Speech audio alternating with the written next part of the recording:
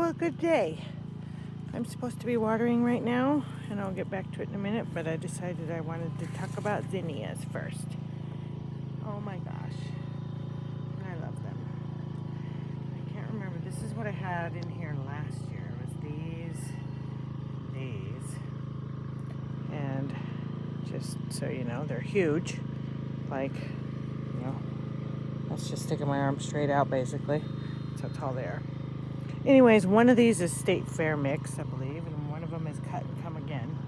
I don't remember which, but oh my gosh, they're my favorite. Look at, they're just freaking huge, and I love all these apricot-y, peachy tones.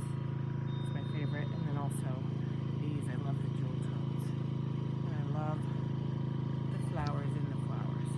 Oh, so beautiful.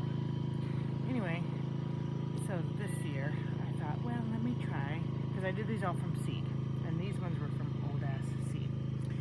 So I thought, let me try some other type of zinnias for fun. Wouldn't that be fun? Okay, well, I'll show you. Okay, one of the seeds I tried is called Persian Carpet. Hold on, I'm the worst at filming and talking at the same time. I love these, but they're really not that much different from marigolds. But they do have intense color, but they're all petite and little, you know, compared to those State Fairs and Cut and Come Agains. But oh my God, they did really good. They're just huge and flourishing, and I was a little worried at first because the rabbits got to them. And then actually these, something kept skeletonizing, some bugs, but then they pushed out of it. And then the rabbits got in here and got to a bunch of my zinnias. But these Persian carpets are doing pretty good. And I have this bat, and then here's a whole nother batch over here, which is so cute. Hi, babies. Look at you. Oh, look at the little cone flowers. They're so pretty. And then these ones. And it's funny how, like, I didn't separate the seeds. They were a mix, but somehow, like, each group is kind of predominantly, like this one's predominantly these little sweet little red and yellow, and then that group over there that I was just showing you is mostly the more orange and yellow, and then this group seems to be more yellows.